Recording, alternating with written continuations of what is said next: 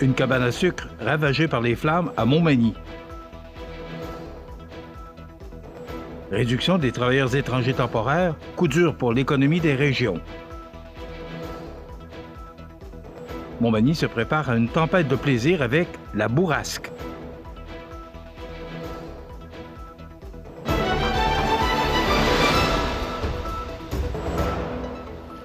Mardi 20 janvier 2026. Bonjour mesdames et messieurs et bienvenue à votre bulletin d'actualité sur le réseau de télévision CEMA TV. Une cabane à sucre située sur le chemin des Érablières, anciennement connue sous le nom de Montée 481 de la route transcomté à Montmagny, a été la proie des flammes le vendredi 16 janvier dernier en après-midi. L'appel au 911 a été logé à 14h11, signalant un important incendie dans le secteur. Le service de la protection contre les incendies et de la sécurité civile de Montmagny a rapidement dépêché tous les effectifs sur place en déclenchant une alarme générale. Les deux casernes de Montmagny et de Cap-Saint-Ignace ont été mobilisées. Au total, une quarantaine de pompiers ont combattu l'incendie pendant plusieurs heures afin d'éviter la propagation du feu aux bâtiments et aux boisés environnants. Les services incendies des municipalités de Berthier-sur-Mer et de Notre-Dame-du-Rosaire ont également été appelés en entraide pour prêter main forte aux équipes locales. Grâce à leur travail, le brasier a finalement été maîtrisé à 18h59. Aucun blessé n'a été rapporté, mais les dommages matériels sont importants, la cabane à sucre étant considérée comme une perte totale. Le directeur du service de la protection contre les incendies et de la sécurité civile de Montmagny, Pierre Boucher, confirme que la recherche des causes et des circonstances de l'incendie était toujours en cours lundi avant-midi. Par ailleurs, les hommes du directeur Pierre Boucher ont eu à se déplacer également vendredi dernier, mais à 8h43 pour une sortie de route à la suite de la perte de contrôle d'une automobile sur l'autoroute 20 Ouest. Ceux-ci ont eu à procéder à la désincarcération des deux occupants de l'automobile avec les outils spécialisés pour que les paramédics puissent les prendre en charge. La réduction du nombre de travailleurs étrangers temporaires frappe de plein fouet l'économie du Québec et de ses régions selon un nouveau sondage de la Fédération des chambres de commerce du Québec et du réseau des chambres de commerce. Les résultats dressent un portrait préoccupant, alors que des entreprises sont fragilisées, des investissements annulés et des pertes financières majeures qui pourraient s'accentuer au cours des prochaines années. Réalisé par l'Observatoire de la Fédération auprès de 346 entreprises réparties dans toutes les régions du Québec, l'enquête démontre que les restrictions imposées au programme des travailleurs étrangers temporaires ont déjà des conséquences bien concrètes. En moyenne, les entreprises touchées ont enregistré des pertes de 531 000 $ jusqu'à maintenant, soit environ 6,5 % de leur chiffre d'affaires. Et la situation risque de s'aggraver, alors que les répondants anticipent des pertes moyennes de 2,2 millions de dollars au cours des 2 prochaines années, ce qui représenterait près de 12,7 % de leurs revenus. Dans la région de Montmagny, la rareté de la main-d'œuvre est déjà un enjeu majeur. Selon le président de la Chambre de commerce et d'industrie de la MRC de Montmagny, Jean-François Ritt, les nouvelles restrictions viennent accentuer une problématique bien réelle. Il affirme que ces mesures mettent en péril des emplois et des investissements essentiels, tout en fragilisant l'économie locale. Les entreprises, dit-il, ont besoin de solutions concrètes et rapides pour continuer à soutenir la vitalité du territoire. La Fédération des chambres de commerce du Québec tire également la sonnette d'alarme à l'échelle nationale. Sa présidente et directrice générale, Véronique Proulx, soutient que les restrictions imposées par le gouvernement fédéral, avec l'appui du gouvernement du Québec, coûtent des millions de dollars aux entreprises d'ici. Selon elle, réduire le nombre de travailleurs étrangers temporaires, alors que près de 1,4 million de postes devront être comblés au cours des 10 prochaines années, constitue un non-sens économique, surtout dans le contexte géopolitique actuel. Les impacts ne sont pas uniquement financiers. Le sondage révèle que 35 % des entreprises estiment que leur survie est carrément menacée par ces restrictions. De plus, 72% des répondants jugent que leur région devient difficilement viable, voire non viable économiquement, en raison de la diminution de l'immigration permanente et temporaire. Montmagny se prépare à une tempête de plaisir avec la bourrasque. Les détails après la pause. Le restaurant Pizzeria Porto Bellissimo, un incontournable à Saint-Jean-Port-Joli. Pizza débordante de garniture, menus variés et abordables. Délicieux desserts avec des produits de grande qualité des gâteries de l'Ami. Porto Bellissimo et les gâteries de l'Ami, route de l'église à Saint-Jean-Port-Joli. Le bijoutier Carl Poulain à Montmagny offre une sélection diversifiée et raffinée de montres, bagues, bracelets et autres accessoires de luxe pour hommes et femmes reflétant l'engagement envers l'élégance et la qualité. Le bijoutier Carl Poulain à Montmagny, où chaque bijou raconte son histoire. On reçoit beaucoup de signalements de voleurs de temps ces jours-ci. Je partais faire mon jogging quand soudain, un troll d'Internet m'a volé tout mon après-midi. Une vedette de télé-réalité m'a volé 3 heures. Je l'ai jamais vu venir. Pouvez-vous la décrire, ce voleur de temps? Il avait une grosse moustache, un chapeau rouge. Il avait l'air de combien? C'est lui? On a dressé une liste de voleurs de temps les plus dangereux. C'est à nous de les arrêter. Vous regardez C'est ma TV, le réseau de l'information sur la Côte-du-Sud. Montmagny ajoutera bientôt un nouvel événement à son calendrier hivernal avec le lancement de la bourrasque, une fête d'hiver qui se tiendra les 21 et 22 février prochains. Annoncée par la ville de Montmagny, cette nouvelle initiative vise à rassembler la population autour d'activités extérieures dynamiques, festives et accessibles, tout en mettant en valeur le plaisir de vivre pleinement la saison froide. Pensée comme un grand rendez-vous plein air, la bourrasque propose de transformer les rigueurs de l'hiver en véritable moteur de rassemblement.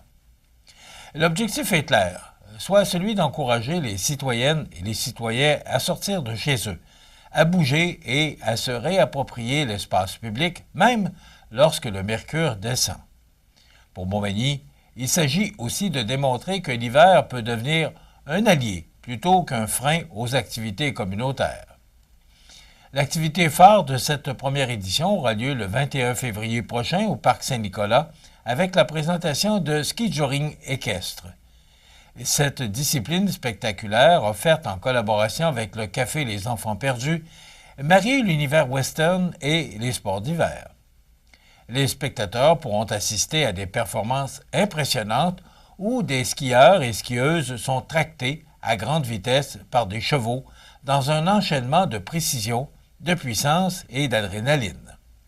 Afin de créer une ambiance festive et rassembleuse, l'événement sera aussi animé par un chansonnier, un DJ et un service de bar, transformant le site en véritable lieu de célébration hivernale.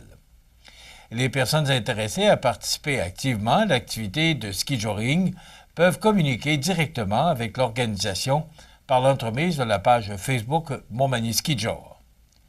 La bourrasque ne se limitera toutefois pas à cette seule discipline.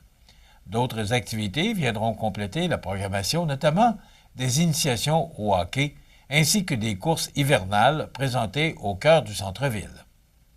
La programmation complète sera dévoilée sous peu sur le site de la ville de Montmagny. Inclusive et ouverte à tous, cette nouvelle fête d'hiver s'adresse autant aux amateurs de sport qu'aux familles et aux curieux à la recherche d'une ambiance festive.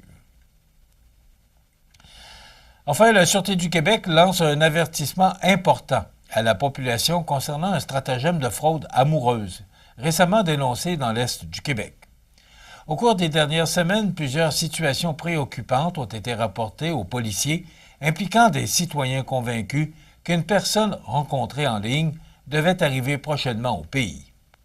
Selon la Sûreté du Québec, certaines victimes se sont même présentées dans des aéroports régionaux afin d'attendre un prétendu partenaire amoureux.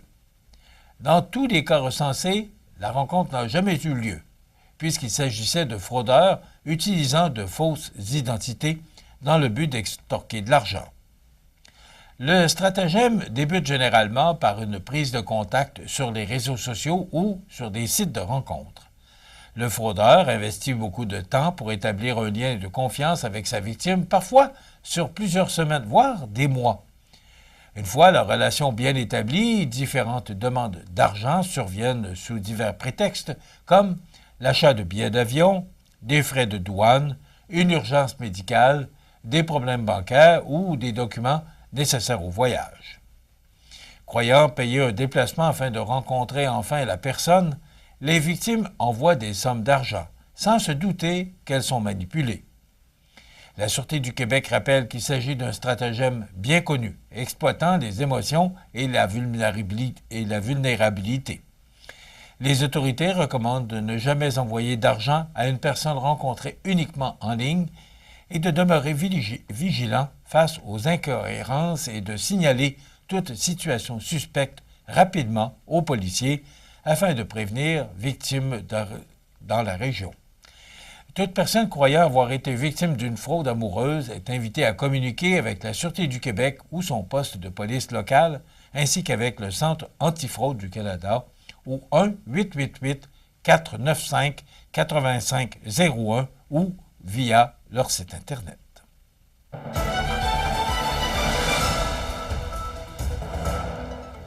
Au sport, malgré une fin de semaine en dents de scie, les mercenaires de Lotbinière demeurent solidement installés au sommet de la Ligue de hockey Côte-Sud à 3 semaines de la fin du calendrier régulier déjà. Le circuit présentait 4 rencontres au cours du dernier week-end d'activité alors que la lutte pour le classement se resserre à l'approche des séries éliminatoires.